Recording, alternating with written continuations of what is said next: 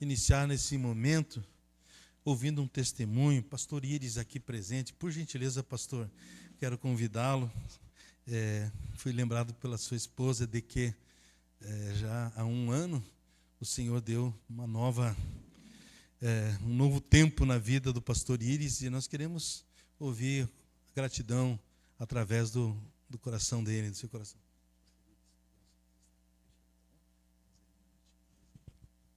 Queridos, boa noite.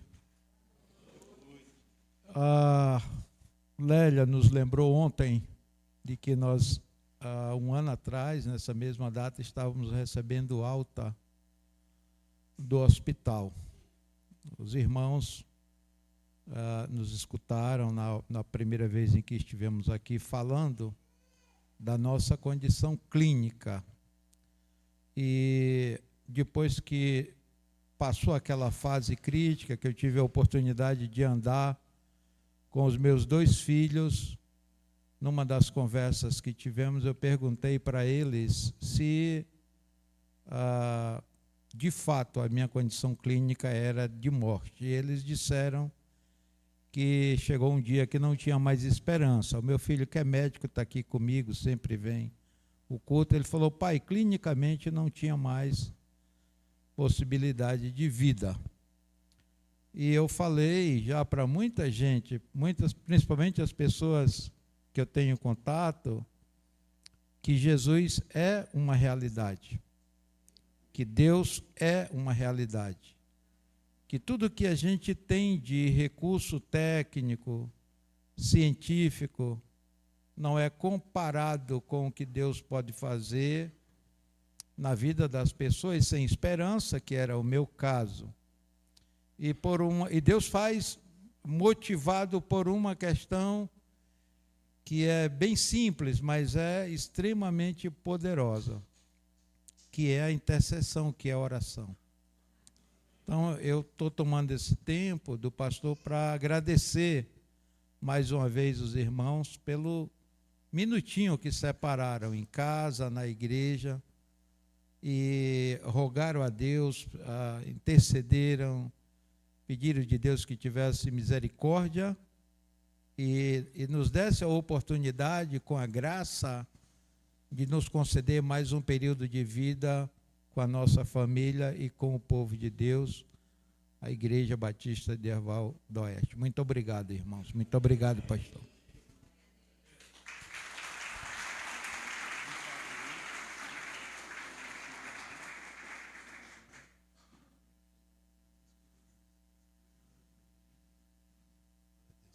Deus seja louvado pela vida do pastor Iris, irmã Lélia, que com gratidão no coração também esteve lembrando então desse período, que foi um período muito intenso, né, irmã Lélia?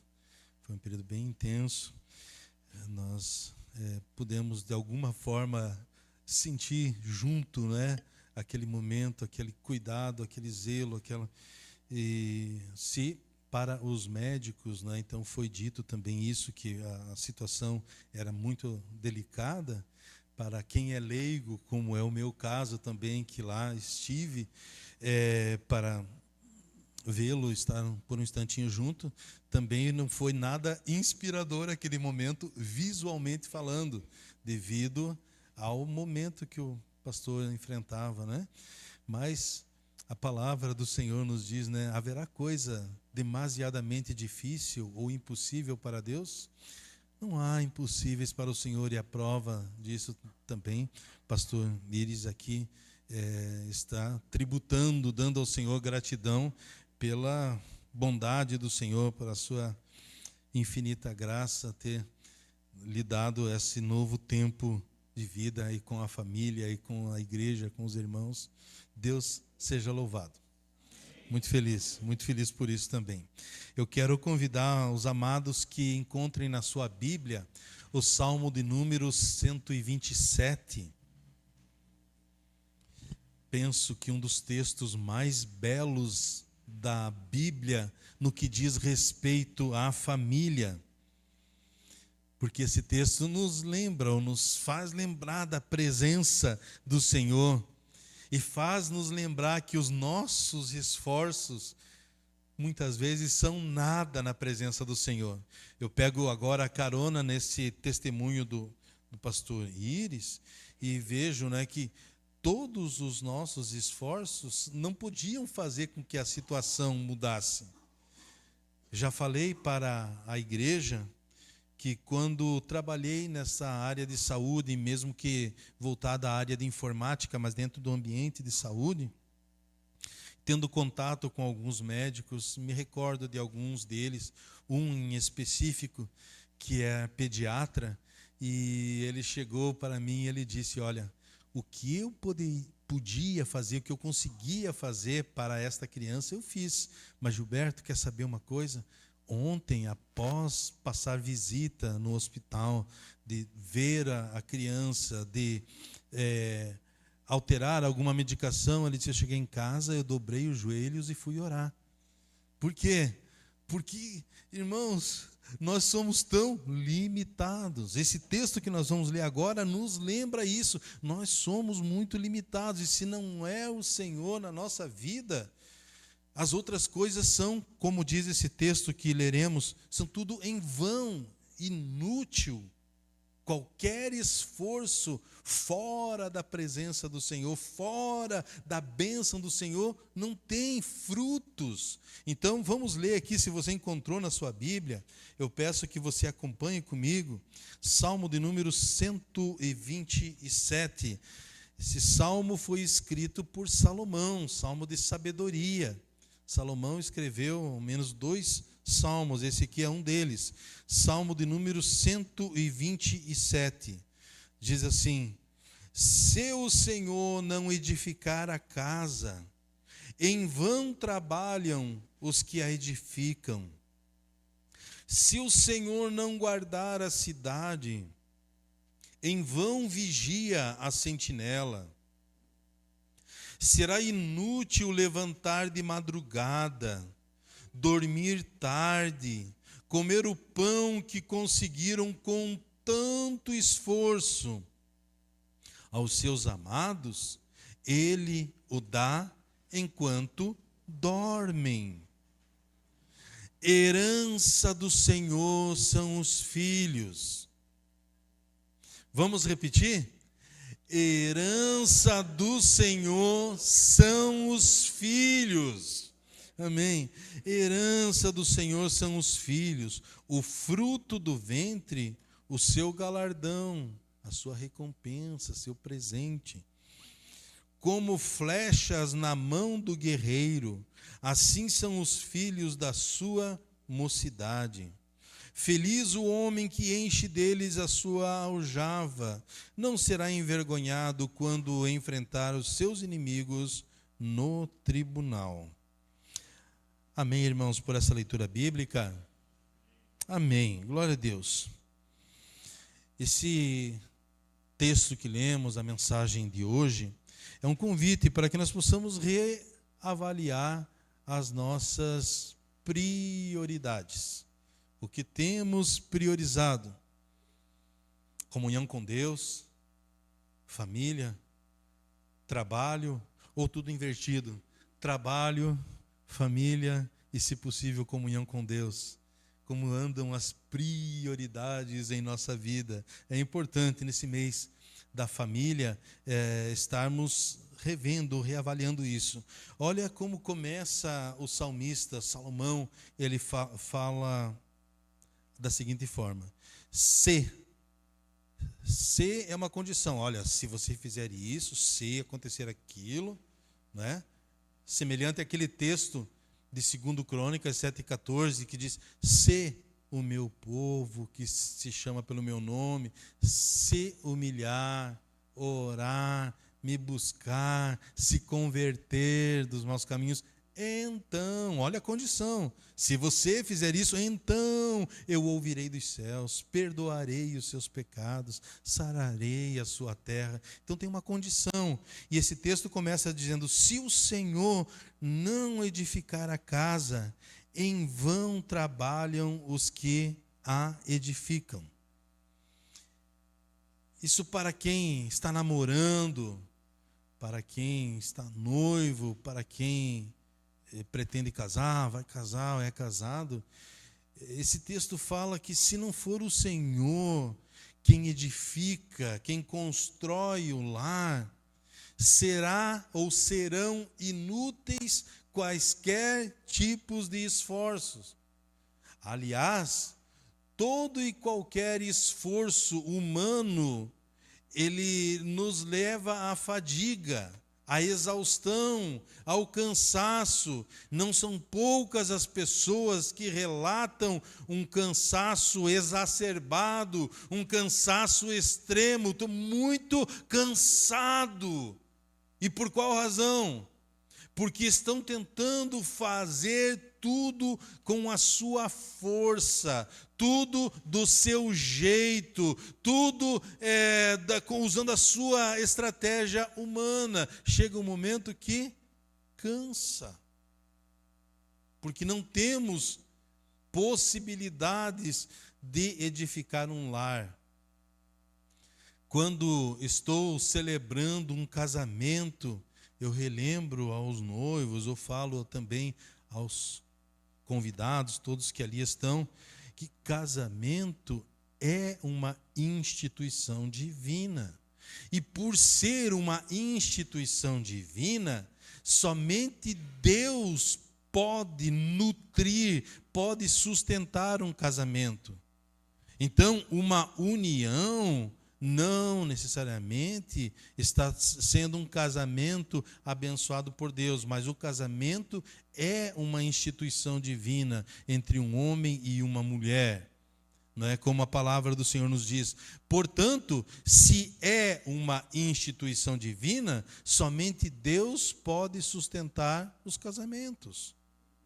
Somente no Senhor, fora dele, será enfado, será cansaço e levará à exaustão. Por quê? Porque se tenta de tantas formas, de tantas maneiras, estratégias humanas. Então o texto, Salomão, usado por Deus, disse: se o Senhor não edificar a casa, em vão trabalham os que a edificam.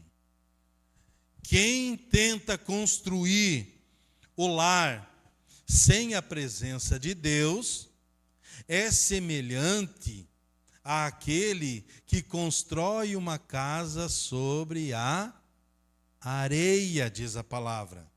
Aquele que constrói a casa sobre a areia é a pessoa que ouve a palavra de Deus, mas não pratica a palavra. E quem constrói a casa num terreno com uma base sólida é aquele que constrói a casa sobre a rocha, e constrói sobre Cristo, sobre a sua palavra. A palavra do Senhor nos diz em Mateus, capítulo de número 7.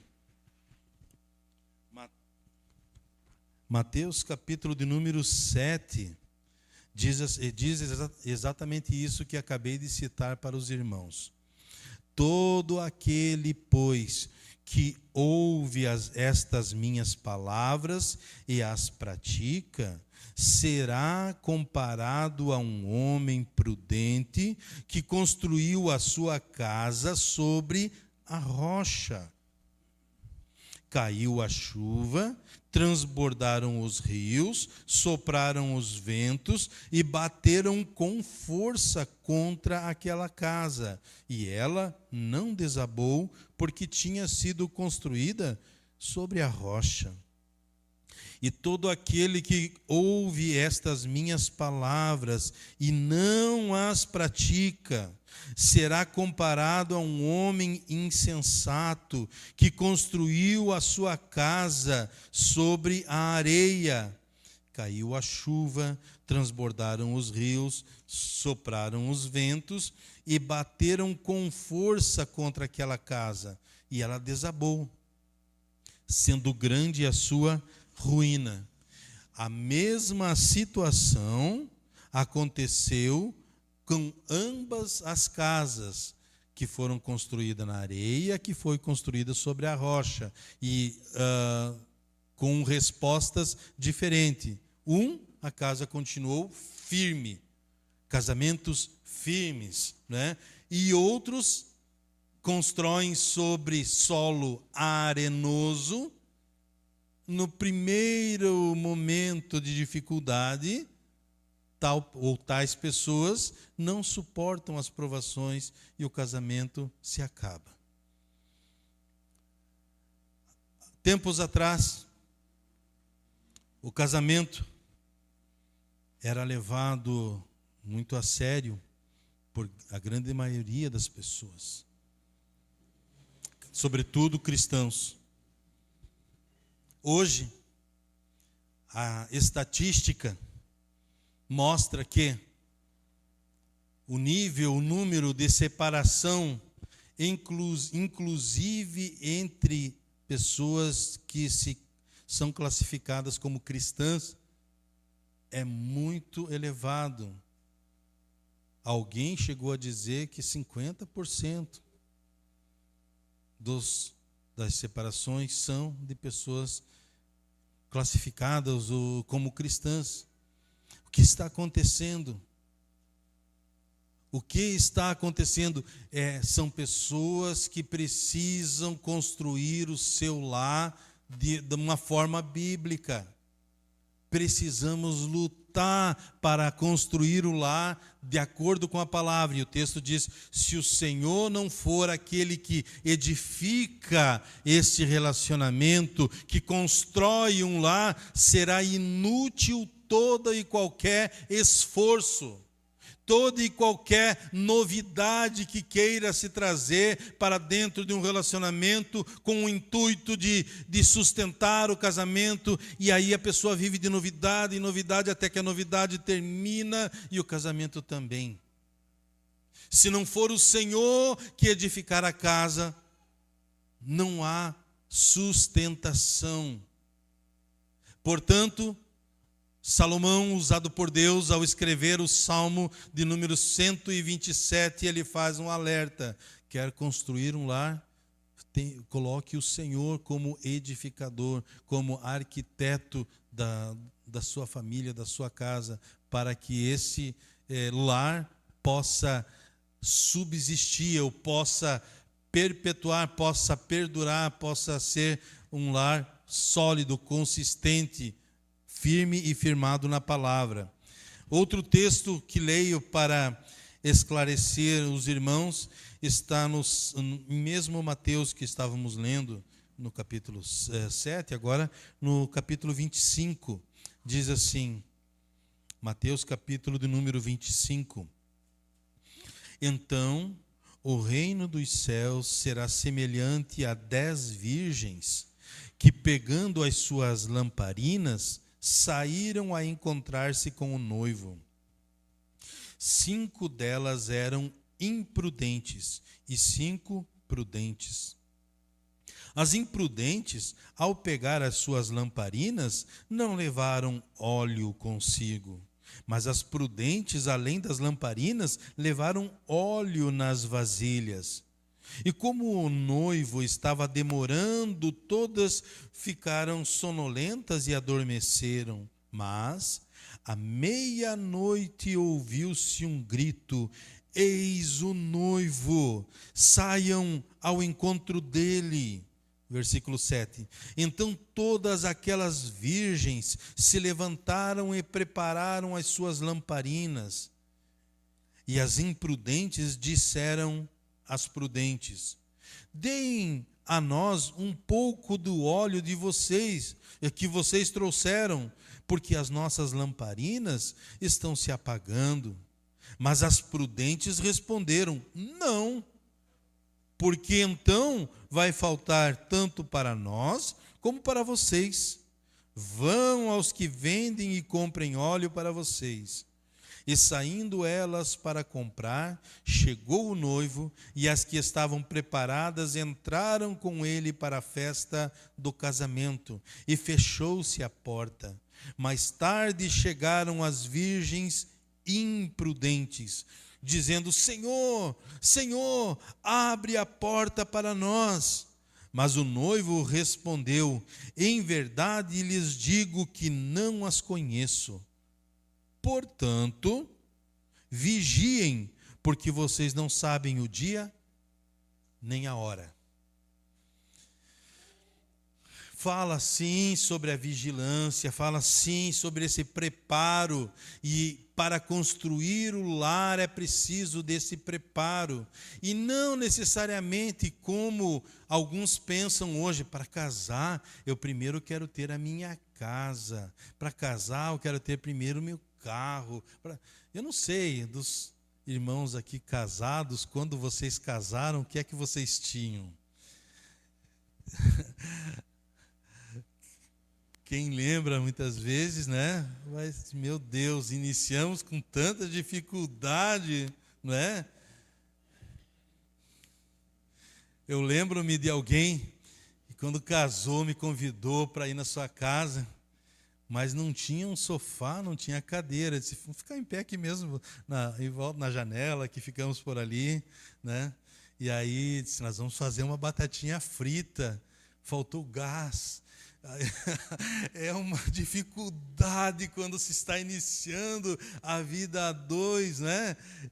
Tantas coisas podem ter marcado a vida de alguns dos senhores, né? Lembro que quando eu e a Tânia, quando nós casamos também, com tanta dificuldade para conseguir as coisas, até hoje nós lembramos, por exemplo, nós queríamos colocar uma estante na sala, aquela estante de embuia, que nem se usa mais, né? Mas era tão bonito e era tão útil para a época, né? Condições zero. Então vamos falar no local onde eu trabalhava, assim, dá para fazer um acerto? E eu continuo trabalhando, mas não fazer um acerto para poder sacar o fundo de garantia e poder comprar uma estante para colocar, que depois foi dado, alguém quer levar para casa ali. A embuia estava boa, o material estava bom, mas era um trambolhão grandão que ocupava tanto espaço, né? Mas as dificuldades, né? As dificuldades que eram para conseguir as coisas, mas estamos aí. Por misericórdia, por graça do Senhor, né? Porque as coisas vão se conquistando a dois, desde que o casamento tenha aquilo que também eu normalmente lembro aos casais. A Bíblia chama de um casamento na presença do Senhor de um cordão de 3 dobras. E o texto diz que o cordão de 3 dobras não se rebenta com facilidade. Por quê? Com minha esposa e Deus ao centro. Cordão de 3 dobras. Não se rebenta. Então, quer construir um lar? Põe a Deus como prioridade na sua vida, na sua casa, na sua família, para não chegar ao ponto da exaustão. Eu estou cansado. Por quê? Porque está tentando construir um lar na força do seu braço. E o Senhor olhando: se o Senhor não edificar a casa, será em vão, será inútil todo e qualquer esforço humano para sustentar o insustentável, para sustentar aquilo que só o Senhor estabelece. O casamento é uma instituição divina, o lar é uma instituição divina. Portanto, só Ele pode sustentar. Só o Senhor pode sustentar a sua casa. Como anda a sua prioridade? O Senhor está como prioridade, porque você sabe de memória o que diz lá em Mateus 6,33, não é? Você sabe de memória, mas buscai, imprimir. Vamos lá, irmãos, 1, 2, 3 e... Mas buscai...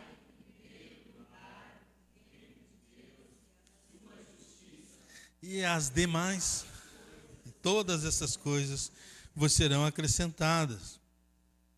O que serão acrescentadas, de acordo com esse texto bíblico que citamos? A preocupação do povo era: que comeremos, que beberemos, com que nos vestiremos? Aí a resposta foi: busque o reino de Deus, e todas estas coisas que você anda tão preocupado, tão ansioso, tão agitado, todas estas coisas vos serão acrescentados. O Senhor chega a dizer: olhe para o passarinho, onde está o celeiro dele? Cadê o celeiro? Não tem, mas contudo, o Senhor lhe dá o sustento todo dia, todos os dias. Então, meus irmãos, precisamos olhar para a palavra do Senhor e dizer: Senhor, eu quero construir um lar, não apenas uma casa onde duas pessoas convivem como dois estranhos, ou como se fossem dois adversários, onde não há acordo, não é? Mas eu quero construir um lar. Faça da sua casa um lar. E já alerto aos senhores, querendo fazer da sua casa um lar, se o Senhor não for o que edifica, você não conseguirá. Então peça ao Senhor que o lar seja edificado em sua casa. Muito bem, e o texto continua: se o Senhor não edificar, no Salmo do número 127, se o Senhor não edificar a casa, em vão trabalhos que a edificam. Mas ele também diz: se o Senhor não guardar a cidade, em vão vigia a sentinela. Agora, você falou do lar, o lar para ser construído, edificado, precisa do Senhor, e eles, para que haja proteção nesse lar, também precisa do Senhor. O Senhor é aquele que protege o lar. Se o Senhor não edifica, se o Senhor não guardar a cidade, o que é a cidade? A junção de vários lares, de várias casas, várias famílias. Se não for o Senhor a estar vigiando. E esse texto, nesse ponto aqui, que através de Salomão foi escrito, é para mim um bálsamo de alívio. Por quê? Porque a pessoa que tem problema com ansiedade vive tão tenso quanto ao dia de amanhã, quanto ao que vai acontecer. E esse texto aqui está dizendo: se não for o Senhor a guardar a cidade, será em vão, será inútil você querer ficar atento, vigilante de uma maneira a te levar também à exaustão. É o Salmo 91 que diz: aquele que habita no abrigo, no esconderijo do Altíssimo, à sombra do Onipotente descansará. Então, mas é aquele que habita, aquele que faz do Senhor o abrigo, a sua morada, o lugar aonde você pode estar. E aí ele diz: se não for o Senhor a guardar, você não vai conseguir fazer isso. Nós precisamos, meus irmãos, não é cruzar os braços como alguém diz: então tá bom, eu não preciso cuidar porque o Senhor está cuidando. Não, não é isso. É mudar a fonte de crença. Se você crê que o dinheiro vai trazer a segurança que você precisa, tanto eu quanto os senhores sabem muito bem de tantas pessoas tão pobres que a única coisa que tem é o dinheiro. Pessoas que você olha que só tem dinheiro, mas são tão vazias, não sabe o que é família, não sabe o que é amor, não sabe o que é amar, não sabe o que é viver em comunhão, e que só tem dinheiro, mas são vazio, tem um vazio dentro de si. Por quê? Porque a fonte de tais pessoas, até entenderem, alguns passam a vida sem entender isso, e acabam depositando no dinheiro como a fonte de resposta única, ou última, ou principal de sua vida. Nós precisamos olhar para a palavra do Senhor, diz: se não for o Senhor a guardar a cidade, será em vão, será inútil. Nós precisamos estar alinhados com a palavra do Senhor, com a soberania de Deus. E esse Deus soberano, Ele deixou escrito em sua palavra: se não for o Senhor que guardar a cidade, em vão será os seus esforços de querer guardar, querer proteger. Você não vai conseguir. Nós não vamos conseguir. Quanto antes descobrirmos que nós dependemos do Senhor, nós entregamos as nossas vidas na mão do Senhor, tanto antes teremos esse alívio, esse descanso, dizer: Senhor, minha vida eu entrego nas tuas mãos. Chega amanhã, quando inicia a semana de trabalho, antes de iniciar o trabalho, Senhor, eu entrego esta semana nas tuas mãos, minha vida, esse dia, família, eu descanso, porque aí você vai trabalhar e quem vai cuidar dos seus? É o Senhor. Se não for Ele a cuidar, quem é que vai cuidar? É o Senhor. Então esse texto nos fala, nesse mês da família, se o Senhor não guardar a cidade, em vão vigia a sentinela. Olha o versículo 2. Será inútil levantar de madrugada, dormir tarde, comer o pão que conseguiram com tanto esforço. Aos seus amados, Ele o dá enquanto dormem. Meu Deus, meu Deus. O Senhor olhando para nós, ou para mim, para as pessoas que ou estão ansiosos, né, demasiadamente, e Ele diz, não aprendeu ainda a lição, não aprendeu ainda a palavra que diz, é inútil levantar de madrugada, dormir tarde, comer o pão que conseguiram com tanto esforço. Aos seus amados Ele o dá enquanto dormem. Cito para os irmãos a palavra do Senhor quando Ele disse ao seu povo, quantas vezes eu quis proteger vocês, como uma galinha protege os pintinhos debaixo das asas. Quantas vezes eu quis fazer isso, né? Então, irmãos, nós precisamos aprender que todo o nosso esforço não tem valia na presença do Senhor. Será inútil todo e qualquer tentativa, todo e qualquer esforço humano. Olha o que diz, eu quero ler com os irmãos para elucidar esse que eu estou tentando ensinar à igreja. Mateus 17, a partir do versículo 24.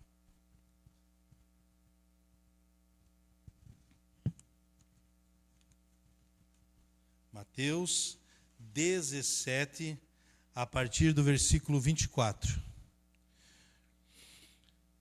Quando Jesus e os discípulos chegaram a Cafarnaum, os que cobravam o imposto das 2 dracmas se dirigiram a Pedro e perguntaram, o mestre de vocês não paga as 2 dracmas? Ou seja, Jesus não vai pagar o imposto de renda? Está na hora, o leão está aí. Pedro respondeu, claro que paga. Quando Pedro estava entrando em casa, Jesus se adiantou dizendo, Simão, o que você acha? De quem os reis da terra cobram impostos ou tributo? Dos seus filhos ou dos estranhos? Versículo 26. Quando Pedro respondeu, dos estranhos, Jesus lhe disse, logo, os filhos estão isentos. Mas, para que não os escandalizemos, vá ao mar, jogue o anzol e puxe o primeiro peixe que fisgar. Ao abrir a boca do peixe, você encontrará uma moeda. Pegue essa moeda e entregue aos cobradores para pagar o meu imposto e o seu. Naquela tranquilidade, Pedro, quando recebe o pessoal da Receita Federal dizendo, e aí, está na hora de pagar o imposto, como é que vai ser? E o teu mestre, hein? Como será? E aí, como Pedro, como bom sanguíneo, impulsivo que é, disse, claro que paga. Mas saiu dali com aquela angústia, como é que eu vou fazer nem para pagar o meu, está tão difícil, e agora o do mestre também, mas também não vou cobrar de Jesus, eu não vou falar nada, se ele quiser. E aí Jesus já se adianta, que está preocupado. Quem que paga o imposto? O filho do rei paga? Não. Logo, eu estaria isento. Mas vamos fazer o seguinte, Pedro, vamos pagar para que fique tranquilo, teu coração fique em paz. E aí dá a orientação para ele.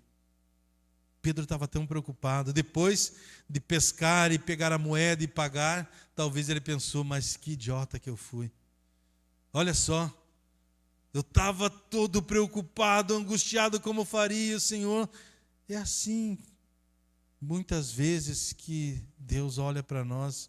Quantas vezes eu já poderia ter dado a solução para esse momento que você está vivendo, mas você está tão preocupado, tentando, né? Jesus estava com os discípulos andando no barco, com sono, diz, fiquem aí, remando, e eu preciso descansar, vou dormir um pouquinho. Os irmãos sabem que a tempestade veio. Eles começaram, um pega balde, joga a água para fora, outro começa a tentar remar com mais força e não estava conseguindo. Nós vamos morrer, Senhor, não se importa que nós pereçamos. O Senhor estava dormindo no meio da tempestade. Por quê? Porque ele sabia quem estava com ele, quem está contigo na hora da tempestade. Você está passando por alguma tempestade em sua vida, na sua casa? Você está tentando resolver do seu jeito? Olha para a palavra do Senhor, olha o que o salmista ele fala no Salmo: será inútil levantar de madrugada, dormir tarde, comer o pão que conseguiram com tanto esforço. Aos seus amados ele o dá enquanto dormem, enquanto descansam, enquanto confiam, enquanto você entrega ao Senhor, Ele cuida de ti, Ele tem cuidado dos seus. Mas quando estamos tão agitados, não é, tão preocupados, acaba que alguém acaba esquecendo a fonte do cuidado nas mãos de quem está. As fontes de bênção, a fonte da provisão, do perdão, da alegria, da paz, da resposta que você tanto necessita, está nas mãos do Senhor. E aos seus amados, enquanto descansa, enquanto dorme, Ele provê aquilo que você precisa. Talvez como Abraão, quando estava no momento da oferta e ele tinha que ofertar um cordeirinho, e o Senhor disse, eu quero seu filho, e ele estava por ofertar, e o Senhor proveu naquela hora. Jeová Jiré significa isso, o Deus que provê, e providenciou aquilo que Abraão precisava naquele momento. Eu não sei o que é que você está passando, mas a palavra do Senhor está nos dizendo, aos seus amados, aquele a quem o Senhor ama, Ele dá o sustento, Ele dá a resposta, Ele dá o suprimento, Ele dá aquilo que você necessita enquanto você está dormindo. Olha, a Bíblia nos conta a história de que o apóstolo Pedro recebeu sentença de morte, pena capital. Estava preso, no dia seguinte ele seria dizimado, seria tirado a sua vida. Como uma pessoa que sabe que no dia seguinte seria liquidado, como que essa pessoa estaria? Bem, a Bíblia nos fala que Pedro estava dormindo profundamente. 2 guardas, um em cada lado, e ele disse, quer saber? Eu vou dormir. Porque ele sabia em quem ele confiava. Ali no livro de Atos, nós temos Atos capítulo 12. Vamos lá, acho que certamente é muito precioso que façamos essa leitura. Atos capítulo de número 12. Diz assim, versículo 1, por aquele tempo, o rei Herodes mandou prender alguns da igreja para os maltratar e mandou matar à espada Tiago, irmão de João. Vendo que isso agradava os judeus, prosseguiu mandando prender também Pedro. E eram os dias dos pães sem fermento. Depois de prendê-lo, lançou-o na prisão, entregando-o a 4 escoltas de 4 soldados cada uma, para o guardarem. A intenção de Herodes era apresentá-lo ao povo depois da Páscoa, e assim Pedro estava aguardando na prisão, mas havia oração incessante a Deus por parte da igreja a favor dele. O irmão, quando veio dar o seu testemunho de gratidão, 1 ano já da restauração da saúde, estava falando, olha, quantos irmãos que ele tem, amigos em tantos lugares, inclusive aqui em Hervaldo Oeste, que estavam orando. Então, estavam orando por Pedro. Na noite anterior ao dia em que Herodes ia apresentá-lo ao povo, Pedro dormia entre 2 soldados, preso com 2 correntes. Sentinelas junto à porta guardavam a prisão. Eis, porém, que sobreveio um anjo do Senhor, e uma luz iluminou a prisão. O anjo tocou no lado de Pedro e o despertou, dizendo: levante-se depressa. Então as correntes caíram das mãos dele, e o anjo continuou: coloque o cinto, calce as sandálias, e assim ele o fez. O anjo lhe disse mais: ponha a capa e siga-me. Então, saindo, Pedro o seguia, não sabendo que era real o que estava sendo feito pelo anjo. Ele pensava que era uma visão. Depois de terem passado a primeira e a segunda sentinela, chegaram ao portão de ferro que dava para a cidade, o qual se abriu automaticamente. E saindo, enveredaram por uma rua, e logo adiante o anjo se afastou. Então Pedro, caindo em si, disse: agora sei que de fato o Senhor enviou o seu anjo e me livrou da mão de Herodes e de toda a expectativa do povo judeu. E aí continua a leitura bíblica. Olha só, alguém que estava condenado, mas estava descansando, estava dormindo, 2 guardas, um em cada lado, para o lado de fora da porta, mais 2 sentinelas, 2 guardas, e o Senhor foi e trouxe a ele a resposta. Então, se não for o Senhor que cuida, aquele que entrega enquanto nós dormimos, entrega a resposta, não vai ser você que vai conseguir a resposta para as suas necessidades. Precisamos aprender a descansar em Deus. Sabe, muitas vezes as situações que enfrentamos é o Senhor nos dando oportunidade de levarmos uma vida de oração, de dependência do Senhor. Os momentos difíceis que enfrentamos, muitas vezes é o Senhor nos chamando para comunhão com Ele, para descansar nele. Eu não sei como está a sua resposta a isso, mas o fato é que o Senhor dá o sustento enquanto aqueles a quem Ele ama estão dormindo. Versículos de 3 a 5. Herança do Senhor são os filhos, o fruto do ventre o seu galardão. Como flechas na mão do guerreiro, assim são os filhos da sua mocidade. Feliz o homem que enche deles a sua aljava, não será envergonhado quando enfrentar os seus inimigos no tribunal. Aqui, irmãos, nós vemos os filhos como bênção do Senhor, como herança da parte do Senhor. Então, quando olhamos para essa passagem, nós precisamos ver como os pais têm olhado para os seus filhos, de que forma. O texto aqui está dizendo que os filhos são uma bênção que o Senhor lhes dá. O Senhor nos dá, né? Para todos quantos são pais, né? O Senhor lhes dá como herança, como galardão, como recompensa. E o texto, então, ele diz: herança do Senhor, o fruto do seu ventre é a sua recompensa. Ele fala que os filhos são como flecha.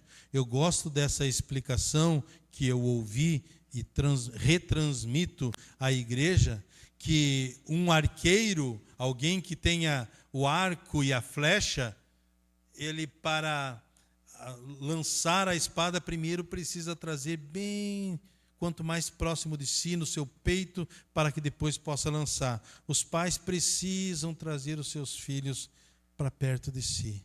Os filhos precisam do cuidado do pai, do contato com o pai, da mãe, não é?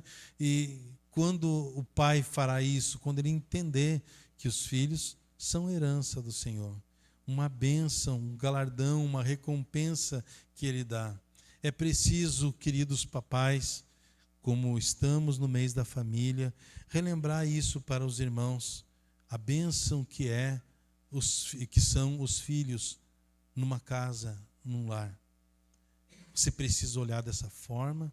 Você precisa entender que os seus filhos são bênção do Senhor e são como flecha que irão te proteger. Olha, o texto diz assim, feliz o homem, porque quando enfrentar o seu inimigo, os seus filhos como flecha vão ajudar. Ou seja, agora é a vez dos pais cuidar dos filhos.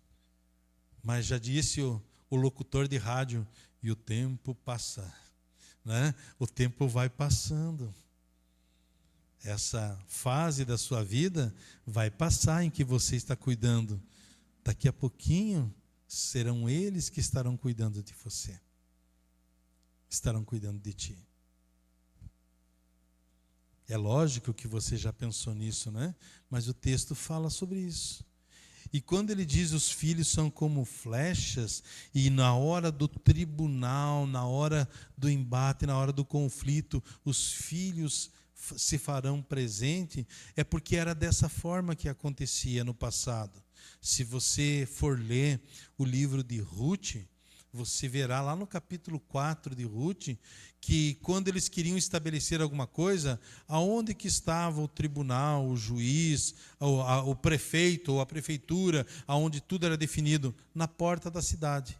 Então eles iam lá, e lá era o cartório onde tudo era homologado, tudo acontecia naquele lugar. E aí o texto está dizendo, olha, teus filhos vão te proteger na hora que você estiver diante do tribunal, na hora que você estiver enfrentando situações difíceis, serão eles. Serão eles. Então feliz o pai que tem seus filhos e entende que como flecha o trarão para bem pertinho de si.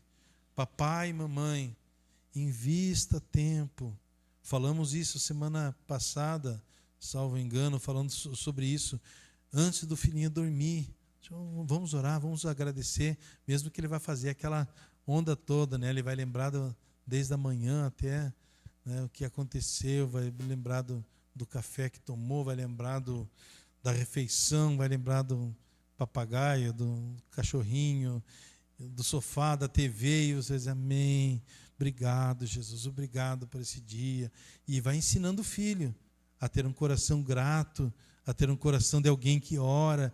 Precisamos, meus irmãos, ter esse hábito com os nossos filhos. E aí sim, como diz o texto da palavra, até quando envelhecer, não se desviará dele.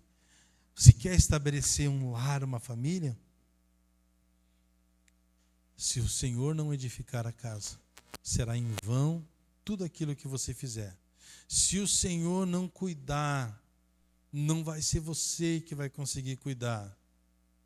Aí o texto continua dizendo, será inútil levantar de madrugada. Os dias em que vivemos, né, não se tem tempo para tantas coisas, porque eu estou tão ocupado, trabalhando tanto. Aos seus amados, Ele dá enquanto descansa, enquanto dorme. Edifique a sua família na palavra. Edifique a sua família lendo a palavra, orando com seus filhos. Troque o medo pela confiança, pela segurança que só o Senhor tem para dar. Descanse no Senhor. Prepare seus filhos como flechas. Chega um momento em que eles vão. Pai e mamãe ficam e os filhos vão seguir a história, estabelecer sua própria família, mas que quando chegar esse momento, eles sejam tão bem preparados que eles possam estabelecer agora um lar, uma família, de acordo com a palavra do Senhor. Nós vamos louvar o Senhor com essa canção. A minha família está debaixo da graça do Senhor.